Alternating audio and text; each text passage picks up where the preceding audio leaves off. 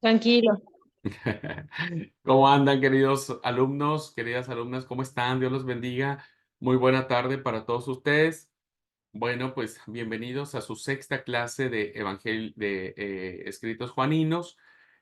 Damos gracias a Dios porque nos permite disfrutar un tiempo más juntos. Así que, bueno, lo que vamos a iniciar la clase, ¿verdad? Para concluir, me parece que hoy podemos hacerlo, al menos lo que tengo pensado que concluyamos. Y en la próxima clase abordar el Evangelio de Juan desde otra perspectiva que quiero compartir. Y bueno, ahí pasaríamos a las cartas universales. No, no, perdón, no son cartas universales, cartas Juaninas, aunque muchos la consideran como universales, pero bueno. Bueno, vamos a empezar y ahora el tema que vamos a abordar tiene que ver con una pregunta que Mario en algún momento nos planteaba, ¿verdad? Sobre quién podría ser el autor de esta, de estos escritos.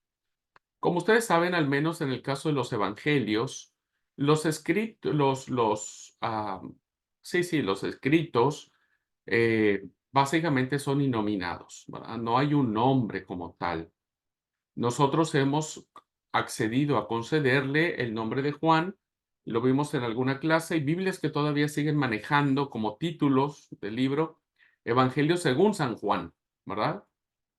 Hay, hay Biblias que todavía lo manejan así. Y ese según San Juan, pues según San Mateo, según San Marcos, pues ya de hecho denota claramente la situación de que no hubo una intención primaria del autor poner su nombre, identificarse y decir, bueno, yo, Juan, el apóstol de Jesús, escribo este evangelio, tal, tal, tal, ¿no? No lo existe como tal, no hay una eh, referencia tácita al tema. Sin embargo, es importante que nosotros vayamos planteando, eh, buscando evidencia interna, externa, de quién podría ser el autor del cuarto evangelio. Hasta aquí hemos visto, ¿verdad?, que el propósito del autor del cuarto evangelio era presentar el evangelio de Jesús de una forma que resultara comprensible a un grupo que para la fecha en que se escribe, que es a finales del primer siglo, era eminentemente griego, helénico, greco-romano, ¿no? Diríamos en otros términos. Y también combatir las herejías que se estaban incubando en el seno de la iglesia. Así que es interesante cómo este evangelio reviste su grandeza en poder colocar la figura de Jesús, ¿verdad? En un lugar de preeminencia. Bueno, ahora tenemos que preguntarnos quién es el autor del cuarto evangelio. Y la tradición responde unánimemente que fue el apóstol Juan. Cuando hablo de la tradición de la iglesia, estoy hablando de todos estos siglos, ¿verdad? En donde no se cuestionaba, no había un abordaje del texto sagrado, ¿verdad? Y por lo regular se mantenían las tradiciones que se recogían de los padres apostólicos, este, del siglo segundo, tercero, cuarto, y no había ninguna otra voz que dijera lo contrario. No fue hasta el siglo XIX cuando se hace el resurgimiento de las ciencias bíblicas, ¿verdad? Siglo XIX, en donde se empiezan a levantar voces ya mucho más formales para cuestionar el texto en el sentido de cómo la tradición ha venido manejando la información, ¿verdad? Y entonces se hacen las tradiciones, perdón, se levantan estas voces que van a analizar el texto bíblico desde otras perspectivas, desde otros ángulos, desde eh, otras finalidades. Entonces, para responder de manera primaria a la pregunta de quién escribió el Evangelio de Juan, bueno, tradicionalmente se ha considerado que es el apóstol Juan. miraremos a continuación que sin duda la figura de Juan, ¿verdad? Y vamos a ver cuál Juan, porque Juan, Jesús, eh, eran nombres muy comunes, Simón, ¿no? Eran nombres muy, mu- todo el mundo le quería poner Jesús a sus hijos, todo el mundo le quería poner Juan a sus hijos, todo el mundo le quería poner eh, eh, Simón a sus hijos, etcétera. Eran nombres muy comunes, ¿verdad? Bueno, pero sin embargo, vamos a mirar que el apóstol Juan puede ser el autor de este cuarto evangelio. ¿M? Aunque es posible que haya habido un amanuense que le diera la forma final que nosotros ahora conocemos, que le diera la forma final que ahora nosotros conocemos.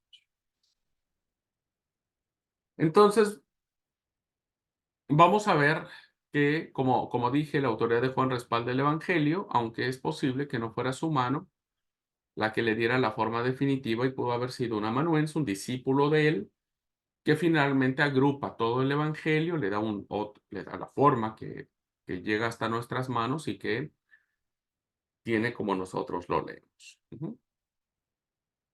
¿Por qué podríamos llegar, a diferencia de muchas otras voces críticas? Quiero plantear la voz que establece que es altamente probable que el apóstol Juan haya sido el autor de este evangelio. Vamos a ver las evidencias internas, ¿verdad? Que esto plantea. ¿Quién era este Juan? ¿Verdad? Como diríamos, ¿cuál Juan? Y entonces podemos identificar este Juan como el hijo más joven de un tal Zebedeo. Su papá se llamaba Zebedeo, tal y como nos lo plantea Marcos 1:19, que tenía un negocio de pesca lo suficientemente bien montado como para tener empleados además de sus hijos, es decir, que venía de una clase media, ¿no? Tal vez media alta, porque al parecer tenía varios barquitos o tenía una flota de barcos, ¿no es cierto? Para llevar a cabo el negocio de la pesca. Y el hecho de que tuviera empleados, bueno, lo colocaba como nosotros podemos decir en una pyme, ¿no? Entonces, tenía una vida más o menos acomodada, no era un chico que haya venido de una familia gerenciada, sí, muy trabajadora y todo, pero con ciertos recursos. Entonces, hasta donde sabemos, su papá se llamaba Zebedeo, se crió en un ambiente de negocio familiar y tenía cierta comodidad económica, ¿va? Sabemos también por la tradición bíblica que su mamá se llamaba Salomé y parece probable por las inferencias que se dan por esto, ¿no es cierto?, que fuera hermana de María, la madre de Jesús. Si nosotros vemos los textos que aparecen en la diapositiva, nos vamos a fijar cómo, por ejemplo, el Evangelio de Mateo sugiere esta aseveración que acabamos de decir. En el capítulo 27, versículo 56, dice: entre las cuales estaba María Magdalena, María la madre de Jacobo y de José, y la madre de los hijos de Zebedeo, que fueron las mujeres que estaban en el momento de la crucifixión del Señor. Eso hace que ellas pudieran haber tenido cierta influencia, ¿verdad? O cierta cercanía familiar para estar en un momento tan doloroso y tan peligroso como era la crucifixión del Señor. Lo mismo sucede cuando Marco lo registra en el capítulo 16, versículo 1. Cuando pasó el día de reposo, María Magdalena, María la madre de Jacobo y Salomé compraron especias aromáticas para ir a ungirle. Entonces sabemos que su mamá se llamaba Salomé. Otro dato que encontramos de quién era este Juan nos lo da el Evangelio de Marcos en el capítulo 1, versículo 20, que nos dice que tenía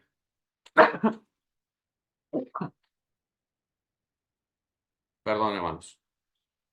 Nos dice que tenía un hermano, ¿verdad? Dice Marcos 1:20, y luego los llamó y dejando a su padre Zebedeo en la barca con los jornaleros, le siguieron. Entonces, su hermano Jacobo, o Santiago, como quieran llamarlo, Saint Jacob, ya hablamos, no hemos hablado sobre eso, perdón. Santiago es una combinación, Saint Jacob, Santo Jacobo, o el Jacobo el Bueno, viene siendo Santiago, ¿verdad? Entonces, cuando ustedes lean en la Biblia, hay que ver de quién se trata, pero eran Jacobo y Juan, o Santiago y Juan, ¿no? Como ustedes quieran llamarlo. En el caso de la Reina Valera, va a llamarle Jacobo a Santiago. Entonces, tanto Jacobo como Juan eran los hijos de Zebedeo. Su hermano se embarcó en la misma empresa del llamado de Jesús y su mamá su mamá era Salomé. Y entonces, esto, si se confirmara la hipótesis de que Salomé fuera la hermana de María, pues pondría en una línea familiar muy interesante a estos dos chicos, ¿ah? Estos dos jovencitos. Y vendrían siendo, diríamos, parientes cercanos, diríamos, primos. Esto no es difícil de creer, hermanos, porque evidentemente en los círculos en que se mueven las comunidades del primer siglo, pues son comunidades muy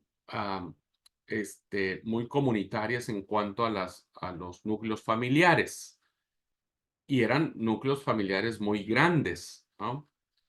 La misma familia de Jesús es una familia grande, porque por lo menos tenemos 3 hermanos que se mencionan y hermanas, por lo menos 2, entonces, tendríamos 5 y Jesús 6. 6 hijos, ya es suficiente, ¿verdad?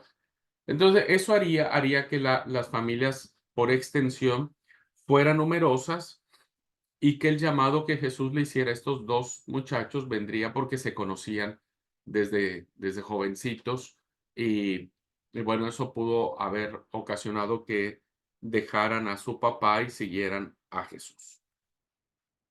Otra referencia que tenemos sobre quién era este Juan, parece ser que tanto Jacobo como Juan o Santiago y Juan eran socios de Pedro en el negocio de la pesca. Esto incluso en la serie de Chosen lo hacen de manifiesto. Cuando nosotros leemos el Evangelio de Lucas, capítulo 5, versículos del 7 al 10, vemos claramente en esta milagro que se le llama la pesca milagrosa, que en la barca estaba Pedro. Y el versículo 10 dice también que estaba Jacobo y Juan, hijos de Zebedeo, que eran compañeros de Simón. Entonces, todos sabemos que Simón Pedro era un pescador. Y el hecho de que se conocieran, pues por el mismo rubro, por la misma actividad económica, que en este caso era la pesca, pues hacía que también tuvieran estos vínculos comerciales, ¿verdad? Hicieran tratos, hicieran viajes juntos, compartieran gastos, etcétera. Y bueno, ahí empieza a armarse la familiaridad previa que tendrán estos 3 grandes personajes. Porque algo que ustedes no tienen que perder de vista nunca, y esto tienen que anotarlo, ¿verdad? Es que cuando nosotros hablamos de Pedro, Jacobo y Juan, nos damos cuenta que la tradición sinóptica, ¿verdad? E incluso la tradición juanina, dicho en otras palabras, los 4 evangelios van a poner de relieve la figura de estos 3 antes que los otros discípulos o apóstoles, ¿no? Y entonces vamos a encontrar a estos 3 personajes muy cercanos a los acontecimientos más importantes de Jesús.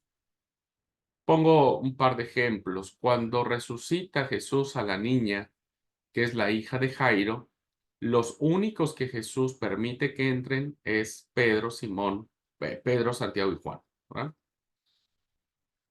Cuando se dé el suceso de la transfiguración de Jesús en el monte, los únicos que son invitados a subir al monte para presenciar la transfiguración son Santiago, Juan y Pedro. Y entonces vemos claramente cómo estos tres personajes,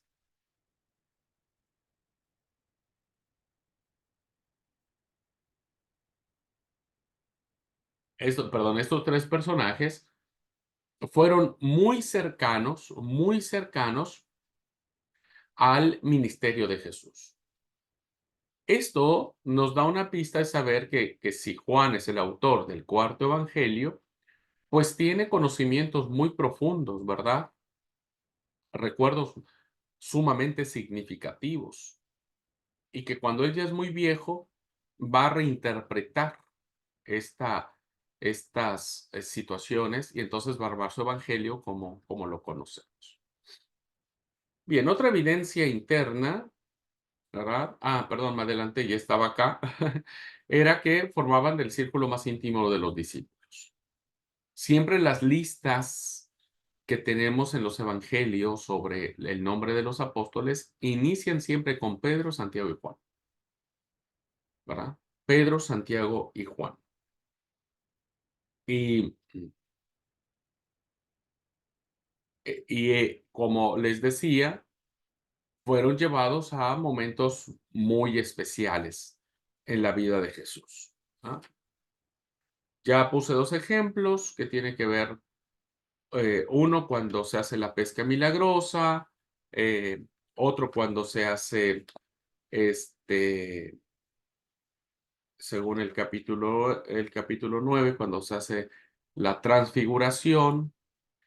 eh, en el 14:33 es el relato de cuando Jesús los lleva al monte, al huerto Getsemaní para orar. Dice que Jesús solamente lleva consigo a Pedro, a Jacobo y a Juan, ¿verdad? Así que bueno, esto nos da una idea clara de que efectivamente pudo haber sido Juan el autor del cuarto evangelio. En cuanto a carácter, ¿verdad? Podemos definir a Juan como un hombre turbulento y ambicioso. Ujú. Jesús les puso a él y a sus hermanos el apodo, el mote de los Boanerges, que cuando los evangelistas traducen esto, los llaman como hijos del trueno. Pues ustedes saben que siempre un apodo trata de resaltar una característica de una persona, buena o mala. Ya el hecho de que se le conozcan como los hijos del trueno, pues ya nos hace pensar demasiado sobre esto, ¿verdad? Sobre cómo era su carácter. Eran explosivos, exclusivistas e intolerantes. Vemos el evento que aparece en el capítulo 9, versículo 38, donde este, Juan le responde a Jesús y les dice: Maestro, nosotros hemos visto que hay una persona que está haciendo lo mismo que nosotros hacemos y está usando tu nombre y le hemos dicho que deje de hacer eso, ¿verdad? Y Jesús les dijo: no se metan, déjenlo que lo haga. Si lo que está haciendo es bueno, déjenlo que lo haga. Se nota el carácter exclusivista, es decir, pero ¿por qué otros van a estar haciendo lo que nos pertenece a nosotros, verdad? Cuando alguien no deja brillar a otra persona, se siente amenazada. Bueno, esto era Juan. Y vemos otra referencia sobre esto, ¿verdad? En el capítulo 9 de Lucas, en donde vemos la historia de este, la misma historia, perdón, es la misma historia del carácter intolerante de, de, de Juan, que no quería que nadie más hablara a nombre de Jesús, ¿no? Con esto podemos ir diagramando cómo era la personalidad del autor del cuarto evangelio. Otro dato a considerar de la misma evidencia bíblica es que tenía un temperamento tan violento, decimos aquí era de mecha corta, que quería demoler un pueblo samaritano por completo solo porque no les quiso dar hospitalidad cuando iban camino a Jerusalén. Y entonces reciben una reprimenda por parte de Jesús. Cuando dice el versículo 54, viendo esto sus discípulos, Jacobo y Juan, le dijeron, Señor, ¿quieres que mandemos que descienda fuego del cielo como hizo Elías y los consuma? Entonces, volviéndose Jesús, los reprendió, ¿verdad? Les retó, porque el carácter era violento, vengativo. Ah, no nos quisieron recibir. Ah, ¿sabe qué? Bueno, así como hizo el profeta Elías, no voy a entrar en esa historia, pues si no tardaremos en explicarla, pero es maravilloso cómo Lucas nos retrotrae al profeta Elías, ¿verdad? Y entonces dijeron, bueno, Señor, ¿quieres que mandemos que descienda? No dice, anda vos sos el Señor, vos sos el Mesías, vos sos quien tiene el control. No, ellos dijeron, decinos, danos la orden y nosotros, porque tenemos la autoridad, porque creemos, porque podemos, porque podemos mandar pedir fuego del cielo y que consuma todos estos malditos samaritanos, ¿no? Y cuando digo esta expresión no lo hago en términos peyorativos, sino básicamente en estos términos de maldición que los judíos siempre eh, hacían como referencia a los samaritanos. ¿Ok? Entonces, vean claramente cómo no era fácil este cristiano, ¿verdad? No era fácil este cristiano. Eran turbulentos, ambiciosos, exclusivistas, intolerantes, eran violentos, era violento en este caso Juan. Bueno, por eso el mote de los hijos del trueno. Y parece coronar esta idea, ¿verdad?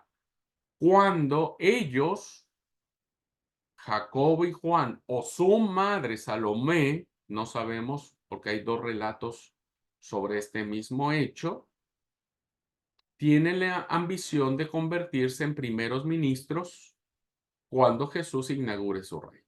Bueno, o sea, hay un relato en donde Juan y Jacobo se acercan con Jesús y le dice, Señor, cuando vengas en tu reino, permite que podamos estar sentados uno a tu derecha y el otro a tu izquierda.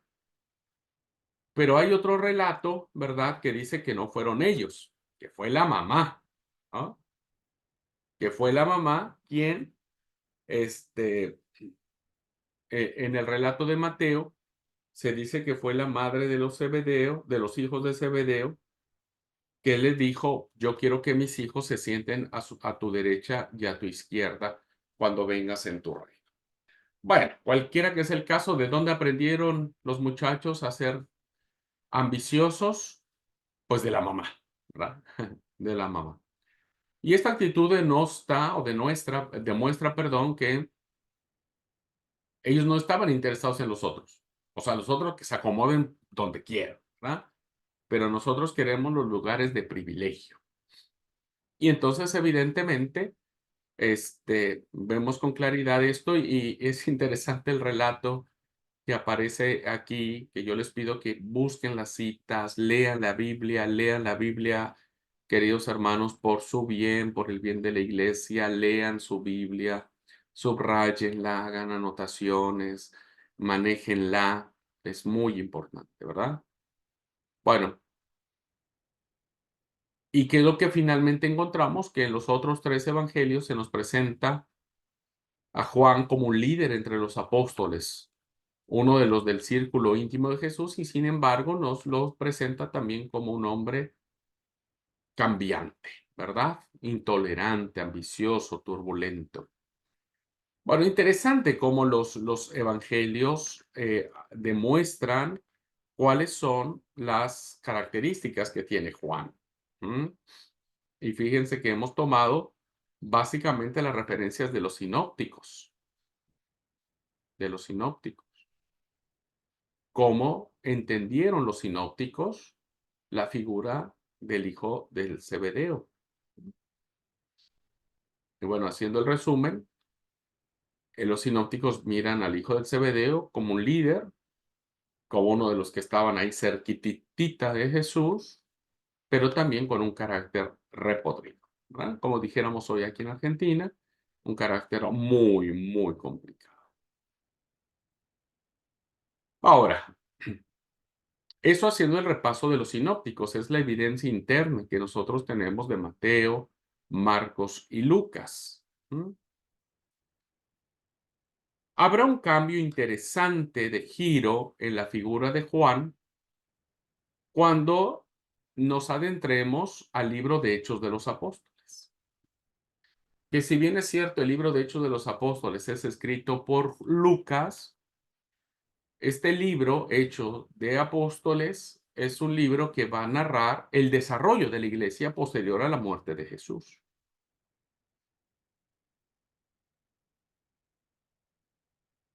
Y entonces la figura de Juan va a cambiar, ¿verdad?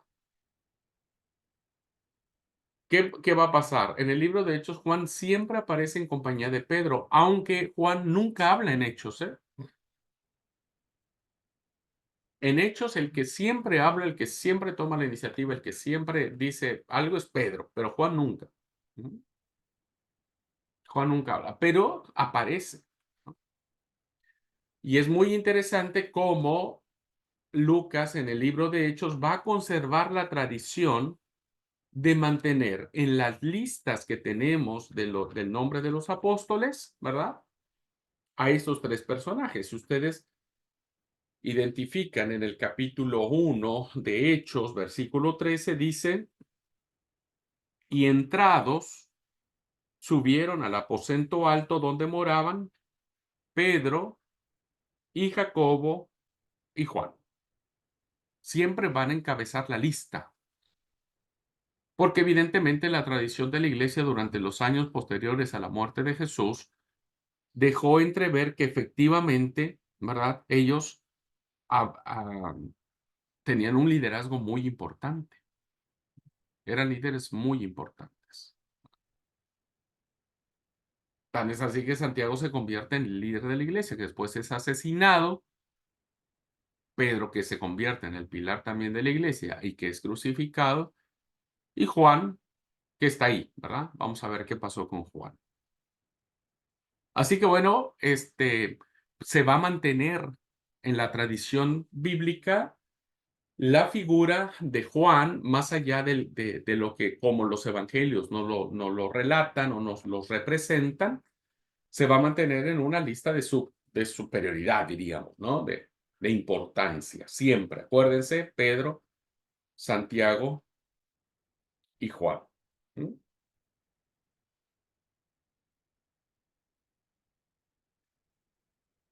Otro lado donde vamos a encontrar a Juan es que él va a estar presente junto con Pedro. Acuérdense, ahora estamos en Hechos, en el libro de Hechos. Lo anterior fueron los sinópticos. Ahora, en función del libro de Hechos, vamos a ver que Pedro y Juan atestiguan o son partícipes de la sanación del cojo que estaba sentado a la puerta hermosa del templo en Jerusalén. Y entonces siempre Pedro va a ser primero. Pedro siempre va a encabezar todas las listas, siempre. Y en este caso no es la excepción. Y dice el capítulo 3, versículo 1, Pedro y Juan subiendo juntos al templo a la hora novena, a la hora de oración, tal, tal, tal. Versículo 3, cuando vio a Pedro y a Juan, versículo 4, Pedro con Juan, ¿verdad? El que habla es Pedro en el versículo 6, más Pedro dijo, ¿cierto? Y entonces vemos claramente que la figura de Juan es una figura en la sombra, diríamos, del silencio, pero el hecho de que sea nombrado dentro de la obra de Lucas en Hechos ya le da la importancia que éste tenía. Dichosos aquellos que sus nombres aparecen en estos libros. No fueron los únicos, hubo un montonal de gente, pero no todos tuvieron este privilegio. ¿Qué otra evidencia tenemos, no es cierto, en el libro de Hechos de los Apóstoles con Pedro y Juan? Dice el relato del capítulo 4, ¿verdad? Que aprenden a Pedro y a Juan, ¿verdad? Y los ponen en la cárcel y los llevan ante el concilio o ante el Sanedrín. Es interesante ver cómo tanto Pedro como Juan son dos personajes que van a hablar y a comportarse con un valor y un arrojo ante los líderes judíos que los dejaron anonadados. Por eso en el versículo 8 del capítulo 4 dice: entonces Pedro, lleno del Espíritu Santo, les dijo, tal, tal. Y entonces el versículo 19 volvemos a encontrar a Pedro y a Juan. Recuerden, siempre Pedro primero. Mas Pedro y Juan respondiendo les dijeron, juzgad y demás. Sigue todo el relato. Bueno, no la intención de leer el relato, sino ver cómo la figura de Juan sigue estando presente en los albores o en los inicios de la iglesia. Es un testigo importantísimo de los eventos que narra el libro de Hechos, ¿no? El aposento alto, el milagro de la curación del cojo en el templo, la hermosa de Jerusalén, y ahora la testificación que hace él junto con Pedro de su fe en Jesús. Lo hace una figura muy fuerte, muy poderosa en el primer siglo. Otra cosa que encontramos, ¿verdad?, es la testificación del derramamiento del Espíritu Santo en los samaritanos. El capítulo 8 dice que hubo una persecución, los discípulos fueron esparcidos, no los apóstoles, ellos se quedaron en Jerusalén, pero mucha gente fue esparcida y empezaron a predicar por todos lados y llegan a Samaria y predican el evangelio en Samaria. Y dice el versículo 14 del libro de Hechos, capítulo 8, dice, cuando los apóstoles que estaban en Jerusalén oyeron que Samaria había recibido la palabra de Dios, enviaron allá, ¿a quién? Siempre entonces Pedro y a Juan. Insisto, hasta este momento Juan no habla, Juan nunca va a hablar en el libro de Hechos, no va a decir una sola palabra. Pero vuelvo a repetir, su trabajo, su presencia, perdón, va a respaldar la importancia que este discípulo tiene en todo esto, ¿verdad?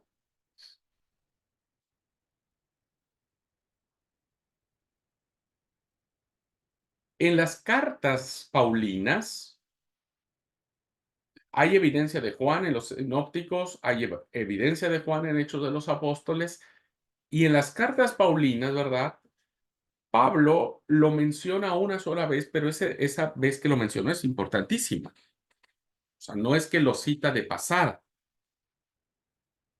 ¿Alguien quiere leer Gálatas 2:9, por favor, si me ayudan a leer?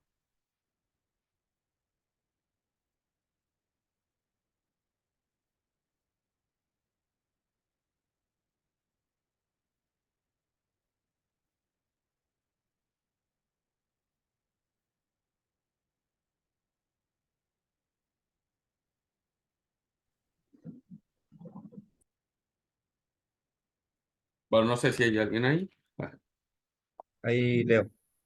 por favor. Y como reconocieron la gracia que me había sido dada, Jacobo, Cefas y Juan, que eran considerados como columnas, nos dieron a mí y a Bernabé la diestra en señal de compañerismo para que nosotros fuéramos a los judíos y ellos a los judíos. A los no judíos y ellos a los judíos, perdón. Muchas gracias, amigo. Bueno, qué interesante ver este tema, ¿verdad? En, en la mención que hace el apóstol Juan, el apóstol Pablo, hace referencia a tres personajes que desde los evangelios sinópticos, desde la tradición de Hechos de los Apóstoles, se hace presente la figura de Jacobo, Cefas o Pedro, ¿verdad? Y Juan. Y que eran considerados como columnas de la iglesia, eran líderes importantísimos de la iglesia, eran referentes obligados, ¿verdad? Pilares de la iglesia que dieron su aprobación para la obra misionera de Pablo. Por curiosidad, ¿verdad? Solo es un dato curioso, creo que yo ya lo mencioné en alguna clase, me parece que en introducción al Nuevo Testamento. Vieron que el acomodo de los libros del Nuevo Testamento está en función de este versículo, ¿no? Vieron que después de las cartas paulinas termina con Filemón, ¿verdad? Y después viene la carta a los hebreos, que durante mucho tiempo muchos pensaron que Pablo la había escrito. ¿Qué libro viene después de Hebreos? Pues Santiago, ¿verdad? Y dijimos que Santiago es Jacobo. Pues Santiago es una palabra compuesta. ¿Qué libro viene después de Santiago?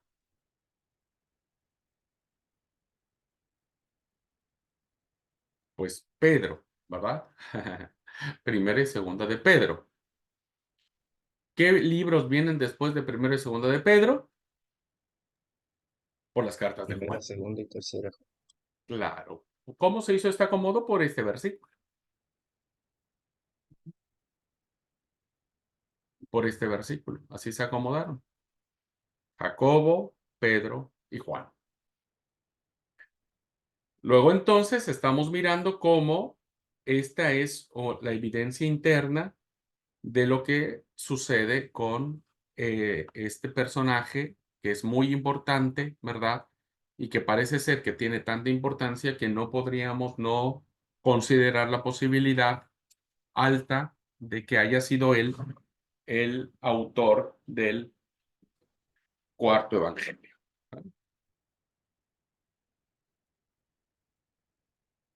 Bueno, Juan entonces es una mezcla muy extraña porque hasta lo que hemos visto era uno de los líderes más importantes de los 12 apóstoles, ¿verdad? Ocupaba un lugar importante. Dijimos ya que formaba parte del círculo íntimo de los amigos de Jesús.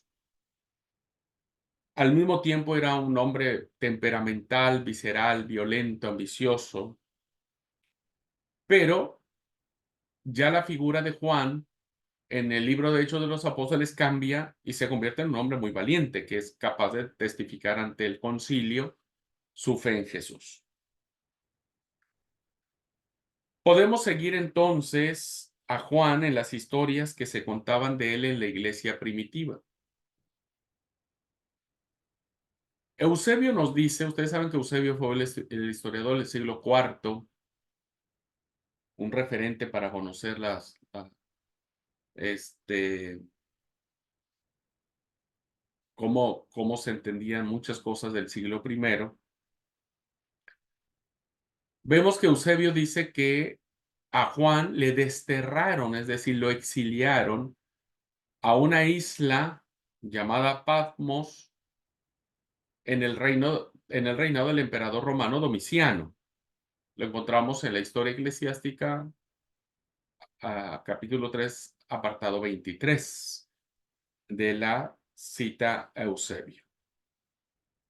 Y en el mismo pasaje, Eusebio nos cuenta una historia característica de Juan que él recibió de Clemente de Alejandría. Entonces, les voy a leer un poco cómo es esta historia, que fue como manteniéndose durante muchos años, ¿no? Y que Eusebio de Cesarea o Cesarea nos la platica y dice, bueno, yo recibí esta historia de un padre de la iglesia que se llamó Clemente de Alejandría. Y les voy a leer la historia para que más o menos sepan. Dice así, esta es una historia, ¿eh? Juan llegó a ser una especie de obispo de Asia Menor y estaba visitando a la sazón una de las iglesias cerca de Éfeso. En la congregación vio a un joven alto, fuerte y muy bien parecido. Se volvió al anciano responsable de la congregación y le dijo, te confío encarecidamente a ese joven y hago testigos de todo ello a todos los de la congregación.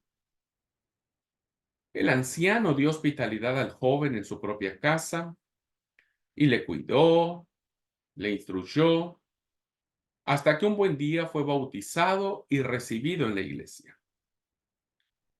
Pero poco después se juntó con malas compañías y se embarcó en una carrera de crímenes que le llevó incluso a ser el jefe de una pandilla de bandoleros y de asesinos. Juan le encargó a este anciano, como obispo le encargó a este anciano para que cuidara a este chico. El anciano hizo todo bien, el chico se bautizó, pero como todo, se desvirtuó, se fue al mundial, decimos, ¿no? Y se convirtió en un jefe de una pandilla de asesinos. Sigo leyendo la historia. Algún tiempo después, volvió a pasar Juan, el obispo, nuestro Juan, diríamos, por aquella congregación y le dijo al anciano, da cuenta del depósito que el Señor y yo os confiamos a ti y a la iglesia que está a tu cargo. Al principio el anciano no sabía de lo que le hablaba Juan. ¿De qué me decís? ¿No? ¿Qué me pedís cuentas? No sé qué te debo. Hasta que le dijo, Juan le dijo a este anciano, me refiero al alma del joven que te confié. ¡Ay! Dijo el anciano, que está muerto. ¡Muerto! Expresó Juan, muerto. Y el anciano le responde, le dice, sí, muerto para Dios. Cayó de la gracia, tuvo que huir de la ciudad a causa de sus crímenes y ahora es un bandolero en las montañas.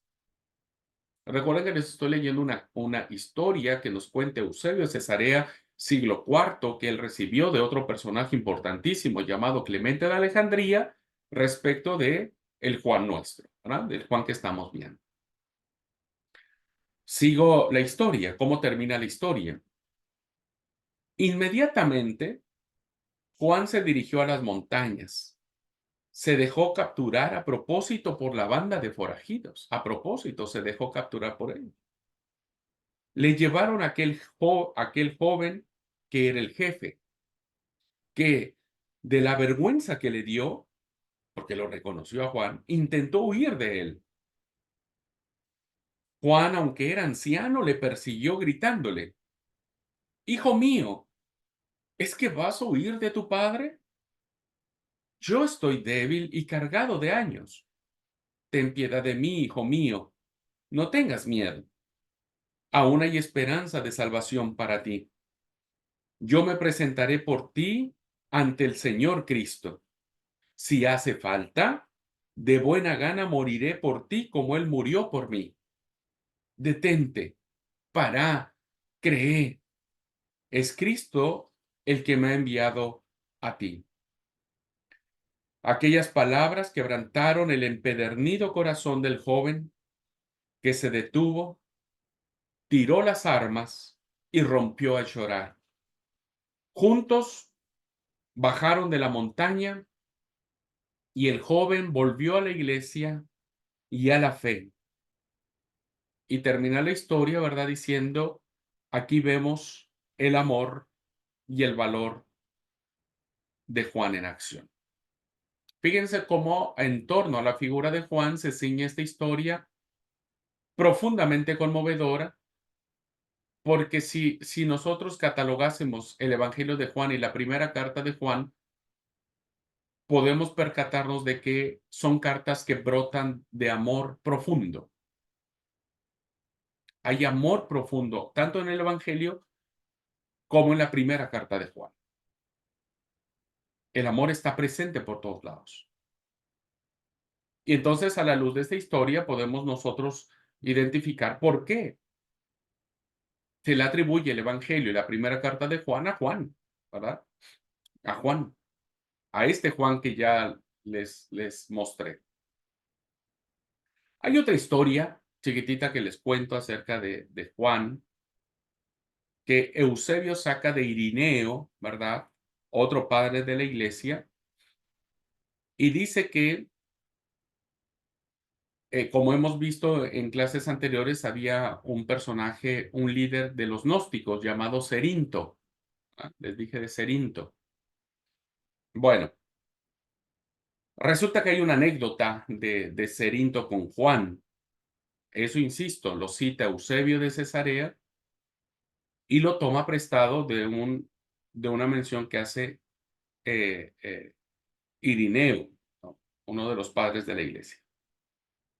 Y la historia dice, el apóstol Juan entró una vez en los baños para darse un baño, pero cuando se enteró de que Cerinto estaba allí, pegó un salto y salió corriendo por la puerta de donde estaba, porque no podía soportar estar bajo el mismo techo que él.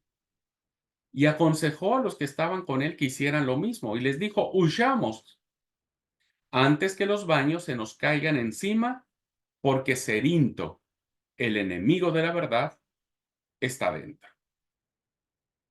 Bueno, esta es una anécdota que nos hace ver un poco el temperamento que todavía tenía Juan, en donde de manera impulsiva dice, bueno, vayámonos porque mientras este apóstata, este tal Cerinto esté acá, es capaz de que todo el edificio se nos venga encima. ¿No? Bueno, y finalmente hay una pequeña historia que nos da Jerónimo, ¿no? El traductor de la Vulgata Latina, que nos cuenta una historia, eso ya es posterior, siglo IV, siglo V, donde dice que nos cuenta la historia de las palabras finales de Juan, ¿no? Cuando estaba muriendo Juan, sus discípulos le preguntaron si tenía algún último mensaje que dejarles. Y entonces, supuestamente nos cuenta Jerónimo que Juan dijo, hijitos, amaos unos a otros. Y lo repitió varias veces. Cuando le preguntaron si eso era todo lo que tenía que decir, Juan en su lecho de muerte sencillamente dijo, con eso basta, porque ese es el mandamiento del Señor. Bueno, estas historias que les he contado, ¿no es cierto? Historias que se fueron entretejiendo y seguramente añadiendo algunos rasgos o algunas informaciones que no son tan históricas, nos permiten a nosotros ver la figura de un hombre que siguió luchando con todas sus fuerzas, de indudable coraje, de arrojo, pero finalmente, según se retrata de él, de alguien con un profundo amor, ¿verdad? Un amor tierno. Así que bueno, esto es lo que se ha entretejido a lo largo de los tiempos y que la tradición ha venido manteniendo para sostener que el autor del cuarto evangelio es Juan. Ahora, hasta este momento, ¿verdad? Hemos citado los evangelios sinópticos, Mateo, Marcos, Lucas, Juan. Hemos citado el libro de Hechos de los Apóstoles. Hemos citado las cartas paulinas, ¿verdad? Pero no hemos citado el libro de Juan, el Evangelio de Juan. ¿Qué nos dice el Evangelio de Juan? Y el Evangelio de Juan solo se refiere a un término muy interesante de un personaje misterioso, diríamos, al que le da el título del discípulo amado.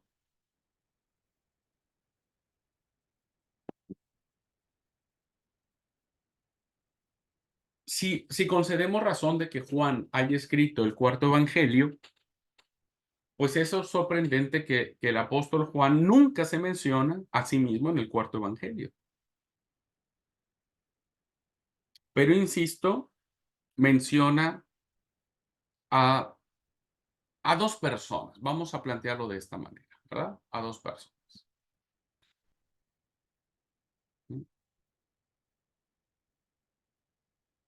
Con lo que está en verde dijimos, es sorprendente que el apóstol Juan nunca se menciona en el cuarto evangelio. De principio a fin no hay una sola referencia de que él haya sido el autor, pero sí menciona a otras dos personas. Primero, Jesús habla del discípulo al que Jesús amaba, ¿no? En tercera persona. Y a este personaje, hay un personaje y un discípulo, según el cuarto evangelio, que dice que Jesús amaba mucho. A este personaje se le mencionan 4 veces dentro del evangelio. Ujú. Sin nombre propio, ¿eh? Solo hay una adjetivación, pero no es un nombre propio. Se le mencionan 4 veces. La primera de ellas, cuando estaba recostado en el pecho de Jesús en la última cena, depende de la versión que nosotros leamos, pues será al lado de Jesús, cerca del pecho de Jesús o en su pecho. Entonces, si leemos Juan, capítulo 13, versículos 23 al 25, si alguien, por favor, quiere ayudarme a leer, se lo agradecería.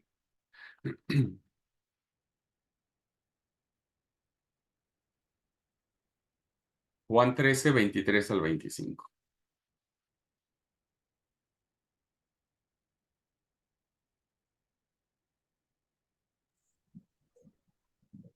Juan 13, del 23 al 25, dice, y uno de sus discípulos, al cual Jesús amaba, estaba recostado al lado de Jesús.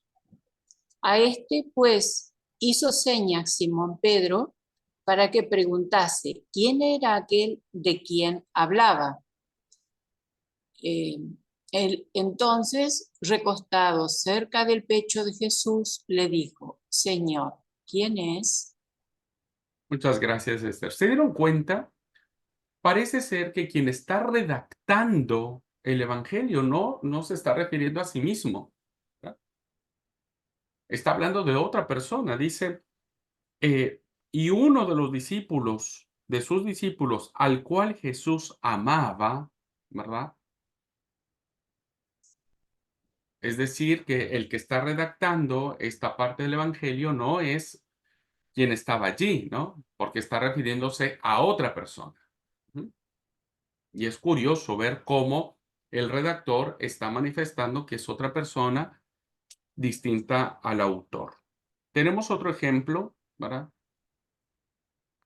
Que aparece en el capítulo 19, versículos 25 al 27, cuando hablamos de que en la cruz Jesús le confía a Juan, a su madre, cuando estaba, perdón, al discípulo amado, no Juan, le confía a su madre cuando estaba muriendo en la cruz. ¿Alguien quiere leer ese pasaje, por favor? 19, 25 al 27.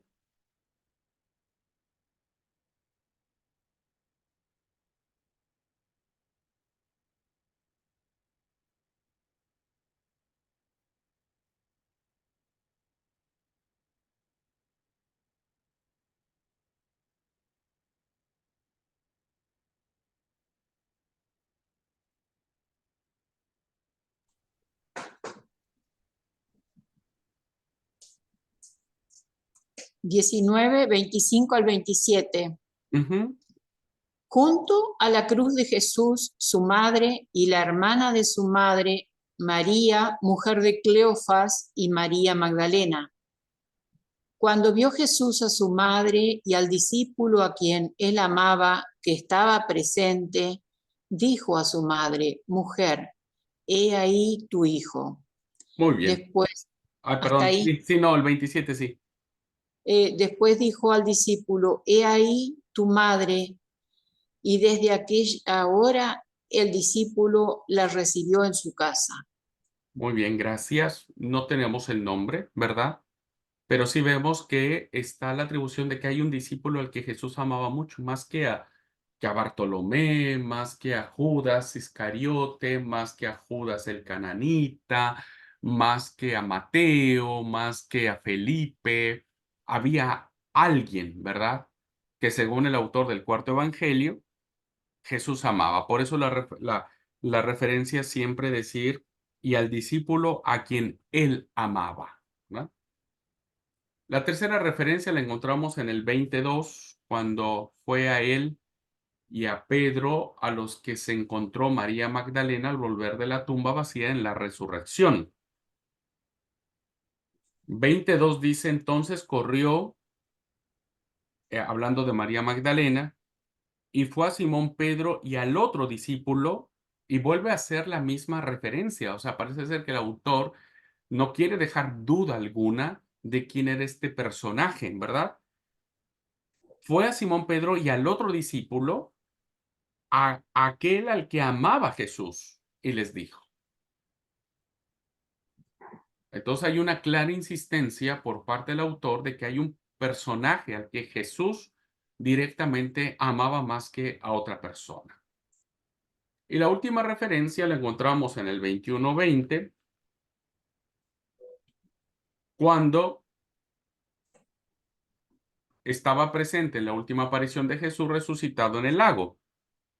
Dice el 21:20, volviéndose Pedro, vio que le seguía el discípulo a quien amaba Jesús, el mismo que en la cena se había recostado al lado de él y le había dicho, Señor, ¿quién es el que te ha de entregar? Entonces, en este recordatorio de esta teología de Pedro, que es todo el capítulo 21, incluso aparece ligado al discípulo amado, porque Pedro y Juan estuvieron juntos en todo el libro de Hechos de los Apóstoles. Entonces, al parecer, también aquí, la idea es que pudieran estar juntos también, ¿verdad? De una manera velada, pero que estuvieran juntos respecto de la, la, eh, la figura de estos personajes. ¿Mm? Entonces, hablamos de dos personas. Una, se habla al discípulo al que amaba Jesús, y la segunda, el segundo personaje, es una especie que podríamos llamarle el testigo, ¿no? El testigo.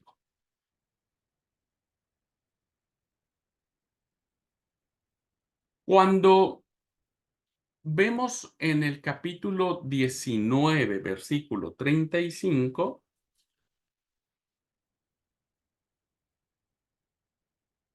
dice, cuando nos refiere en este pasaje, la lanza hirió el costado de Jesús, del cual sale agua y sangre, se añade. Hay un añadido muy interesante, ¿verdad? Y dice, y el que lo vio ha dado testimonio. Y su testimonio es verdad, y él sabe que dice la verdad para que vosotros también creáis. Entonces parece ser que hubo un redactor final que quiso dejar muy claro la figura de Juan.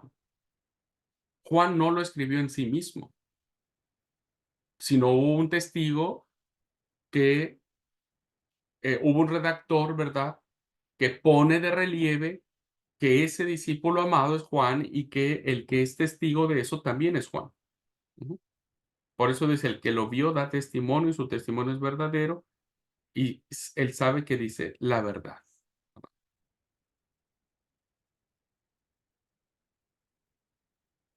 Y finalmente, al final del Evangelio, encontramos la misma afirmación, ¿verdad?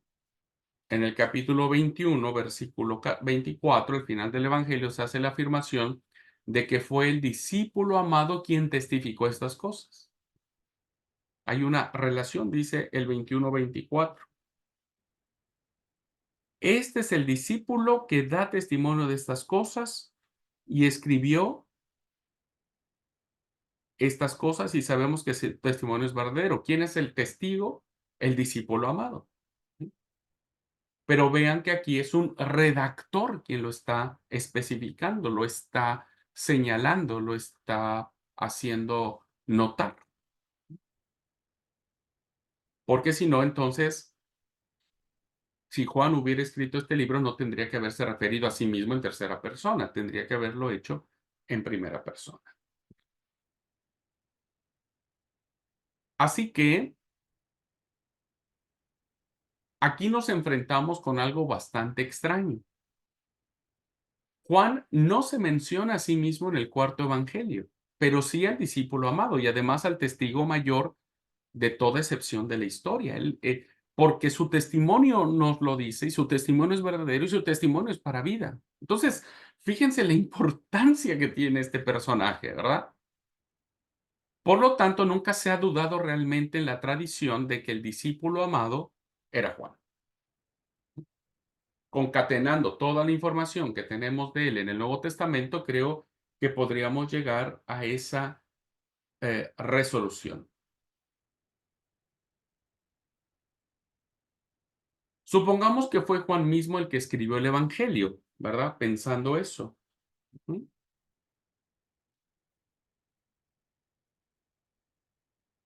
La pregunta sería, ¿sería normal que hablara de sí mismo como el discípulo amado de Jesús? ¿Sería realmente normal que se destacara a sí mismo de esa manera como si, como si hubiese querido decir, yo era el favorito de Jesús? ¿Vieron? Jesús no amaba a nadie más que a mí mismo.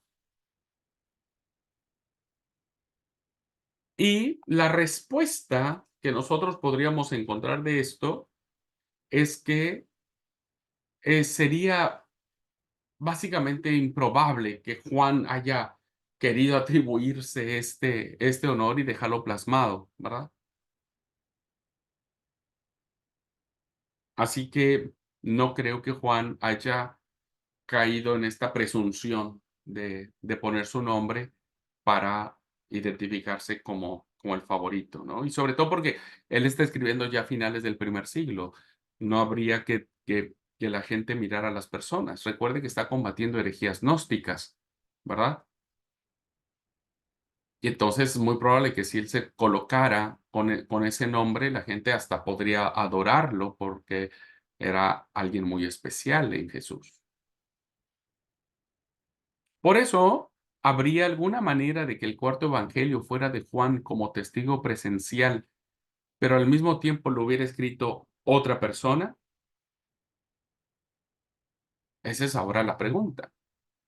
Si nosotros podemos decir que efectivamente fue Juan el que escribió el cuarto evangelio, y si él no quiso ser presuntuoso, entonces alguien tuvo que haber escrito, ¿verdad? Para él, diríamos. Así que vamos a hacer un recorrido muy breve, tengo algunos minutitos, vamos a hacer un recorrido muy breve de cómo la iglesia lo entendió. Lo más sorprendente en él son los largos discursos de Jesús, ya lo vimos. No hay parábolas, son largos discursos. A menudo llenan todo un capítulo, 2 capítulos, y son muy diferentes de la manera como se nos presenta en los otros 3 evangelios que hablaba Jesús. La estructura es diferente, la teología es diferente, las palabras son diferentes, los temas que aborda son diferentes. Juan es el que habla del Paráclitos, por ejemplo, que es el Espíritu Santo. Así que el cuarto evangelio, como ya lo hemos dicho, se escribe hacia el año 100, aproximadamente finales del primer siglo. Ya hemos mencionado que es más o menos 7 décadas de distancia después de la crucifixión.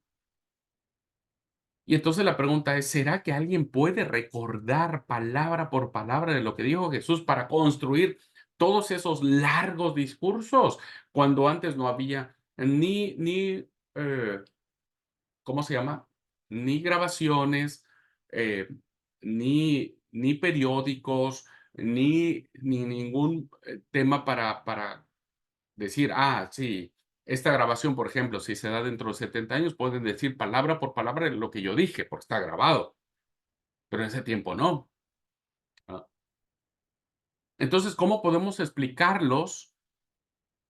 ¿Cómo esos grandes discursos de Jesús fueron realmente producidos por Jesús, en ese momento dictados por Jesús, dichos por Jesús? No sé si alguien puede recordar palabra por palabra de alguien de hace 70 años, ¿no? Tendríamos la idea, pero no sabríamos. Esa maravillosa alusión de mi padre, yo soy la vid verdadera, mi padre es el labrador, y esa alusión de la vid verdadera es maravillosísima. Pero ¿cómo entender, verdad, que se hizo de esa forma? El más antiguo que tenemos en esto, ¿no es cierto?, es el de Irineo, que fue obispo de Lyon en el siglo segundo, en el 177 después de Cristo. Y se dice que Irineo fue discípulo de Policarpo, que Policarpo a la vez fue discípulo de Juan, el apóstol Juan. Por tanto, hay una cadena corta, muy cortita e ininterrumpida entre Irineo y Juan, ¿verdad? Entonces, me parece que el testimonio de Irineo puede tener cierta veracidad. ¿Qué dijo Irineo al respecto? Irineo dijo: Juan, el discípulo del Señor, el que se recostó en su pecho, fue el que publicó el evangelio en Éfeso cuando estaba viviendo en Asia. Entonces, siguiendo un poco la lógica de que la información que tiene Irineo es de primera mano de Policarpo, que Policarpo es recién el discípulo de Juan, pues podríamos considerar que efectivamente el autor del cuarto evangelio es el apóstol Juan. Lo más sugestivo de esta apreciación que tenemos, que nos hace Irineo, no dice simplemente que Juan escribió el evangelio, nos da otros datos, ¿verdad? Dice que lo publica en Éfeso. La palabra que usa Irineo suena como si se tratara de la publicación privada de unas memorias personales, sino de la salida al pública de un documento oficial, ¿verdad? Es decir, que no es que lo publique allí entre sus círculos, sino que lo publica ya como un documento y la iglesia lo asume como palabra de Dios, como lo va a ir asumiendo como libro canónico, ¿verdad? Libro inspirado. Este es un dato muy interesante que nos plantea Irineo. El siguiente relato lo sabemos por parte de Clemente de Alejandría, que era la cabeza de una gran escuela cristiana en la ciudad de Alejandría, al norte de Egipto, y esta cita es del 230. La otra cita era siglo segundo, esta cita es siglo tercero, y dice Clemente de Alejandría: por último, Juan, reconociendo que lo que hacía referencia a las cosas corporales del ministerio de Jesús se había narrado suficientemente, y animado por sus amigos e inspirado por el Espíritu Santo, escribió un evangelio espiritual. ¿Qué nos dice esta cita de Clemente? Bueno, lo que nos interesa de esta frase es que Juan fue animado, sus amigos le dijeron: Juan, tenés que escribir, vos estuviste cerca, vos fuiste una parte importante, tenés que escribir para poder dar batalla, diríamos, o contrarrestar los efectos de los gnósticos. Así que empieza a resultar claro que el cuarto evangelio es mucho más que la producción de una sola persona, es una comunidad. La iglesia está detrás de él, la iglesia reconoce la autoridad de Juan, la iglesia ha escuchado los relatos de Juan, y entonces la iglesia acepta que lo que Juan les está enseñando como pastor es verdad, y entonces lo animan a escribir. Y por eso Clemente de Alejandría dice que Juan termina escribiendo un evangelio espiritual.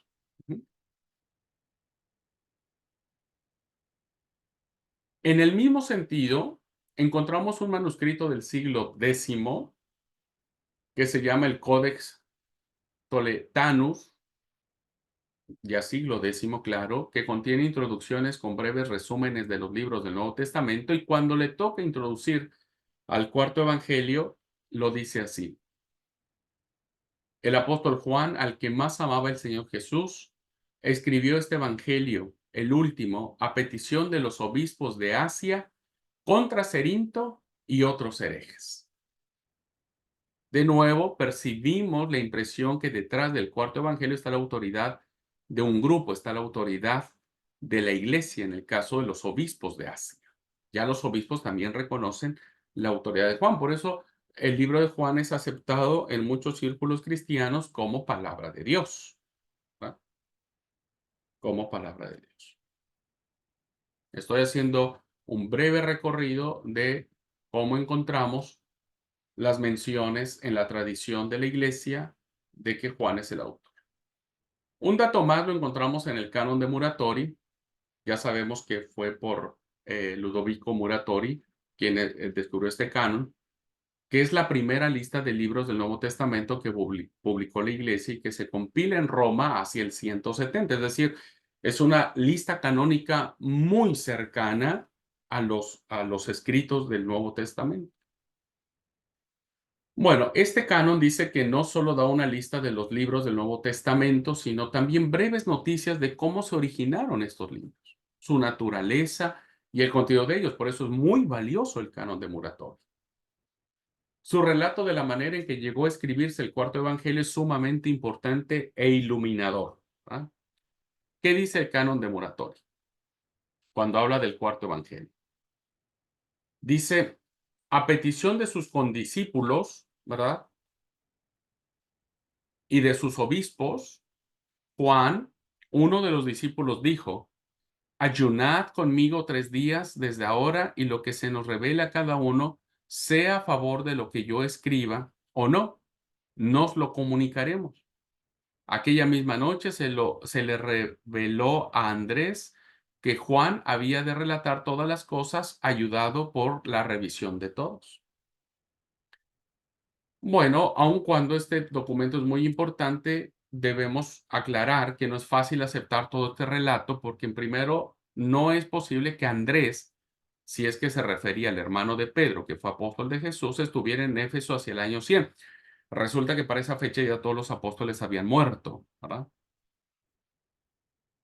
Ese dato tal vez no lo consideremos como tal, insisto, si hablamos del discípulo de Jesús.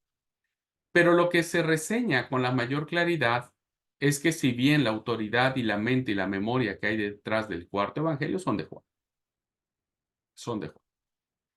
Entonces es claro y definitivamente el producto, no de una persona, sino ya de una teología que ya se fue elaborando por parte de las comunidades cristianas de finales del primer siglo. Ellos ya habían elaborado sus propias teologías. Por eso el Evangelio de Juan es elaborado con grandes discursos teológicos. Grandes discursos teológicos. Y que se ponen en boca de Jesús para darle la autoridad que tienen esas palabras, esa interpretación teológica. Que el Señor pudo haber mencionado, sí, tal vez es muy probable que Jesús haya mencionado algunas ideas estando en una ciudad, en otra, ¿verdad? Y que cuando se redacte el cuarto evangelio, esas ideas pudieron unirse y darle una unidad literaria para darle un sentido teológico.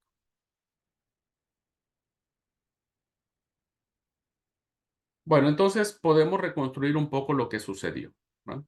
Con todos los datos que hemos mencionado. Diríamos, ¿verdad? Vamos a hacer la película. Hacia el año 100 después de Cristo, había en Éfeso un grupo de personas cuyo líder era Juan. Le respetaban como a un santo y le amaban como a un padre. Debe de haber tenido cerca de 100 años. Antes de que muriera, pensaron muy sensatamente que sería una gran cosa que el anciano apóstol escribiera sus memorias de los años que había estado con Jesús. Pero acabaron haciendo mucho más que eso. Nos los figuramos sentados, reviviendo los días pasados, y uno le diría a Juan, ¿recordáis cómo dijo Jesús? Y Juan diría, sí, y ahora entiendo realmente qué es lo que quiso decir el Señor.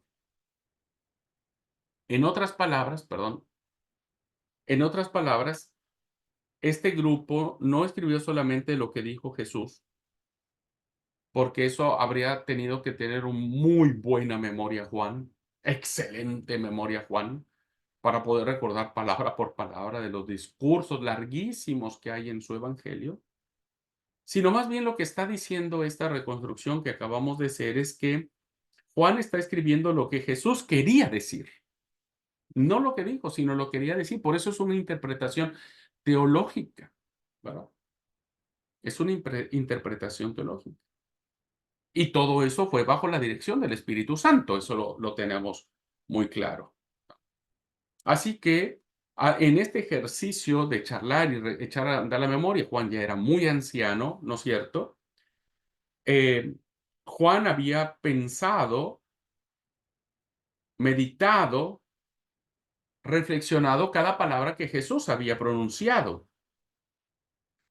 Y entonces habría hecho lo que ahora conocemos como el cuarto evangelio. Es muy probable que eso haya sucedido. Bueno, finalmente, queridos hermanos, parece ser que hubo un secretario, ¿verdad? Un amanuense del Evangelio. Déjenme ya terminar, estoy para acabar la unidad temática y no dejar nada allí.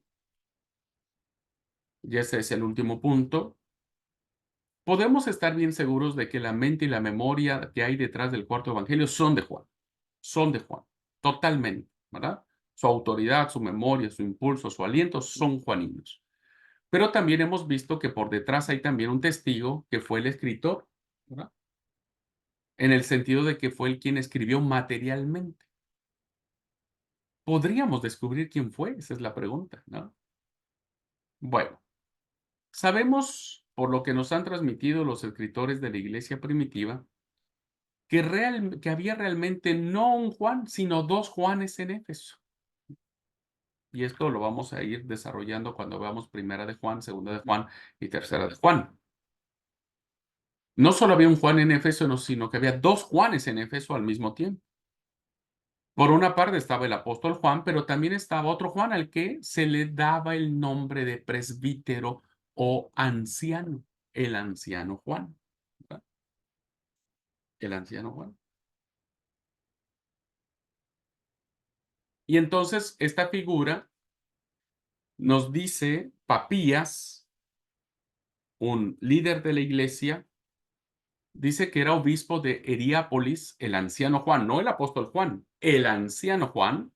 Era obispo de Hiriápolis, que estaba bastante cerca de Éfeso y vivió entre el 70 y 145 después de Cristo, es decir, fue un contemporáneo del apóstol Juan. Describe el anciano Juan cómo trataba de descubrir lo que había dicho Andrés, Pedro, Felipe, Tomás, Santiago, Juan o Mateo, cualquiera de los discípulos del Señor, y lo que decía Aristión y el anciano Juan, los discípulos del Señor. Esta cita que les estoy dando es la cita de Papías, ¿verdad? Que nos dice que habían estos personajes. Y fíjense cómo en esta cita hay dos Juanes. ¿Se dan cuenta? Papías nos dice que había dos Juanes. El apóstol Juan, aquí está, Juan, y el otro que es el anciano Juan. Por lo tanto, en Éfeso estaba el apóstol Juan y el anciano Juan. ¿No? Perdón por la confusión de Juanes. Y el anciano Juan era tan bien conocido que llamaban simplemente el anciano o el presbítero, que lo vamos a ver en la segunda y tercera de Juan. No cabe duda de que tenía una posición única en la iglesia. Tenéis así que hay dos cartas de él. Tanto Eusebio como Dionisio el Grande nos dicen que había todavía en sus días dos tumbas famosas en Éfeso. La del apóstol Juan y la del anciano Juan. Esto lo vamos a dilucidar cuando veamos ya primera, segunda, tercera de Juan. Así que, bueno, hemos concluido de manera de ¿cómo es?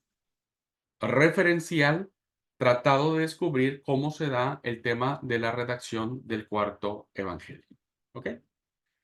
Bueno, queridos hermanos y hermanas, anoten sus dudas, preguntas y demás, y la próxima clase podemos tomar el tiempo para charlar. ¿Ok? Por ahora vamos a dejar aquí, detendremos la grabación y nos despedimos. Cualquier duda que tengan, la vamos a charlar la próxima sesión. ¿Les parece? Bueno, gente hermosa, Dios los bendiga, gracias por el aguante y nos vemos la próxima semana, ¿verdad? La próxima semana. Dios les bendiga. Linda tarde para todos. Chao, chao.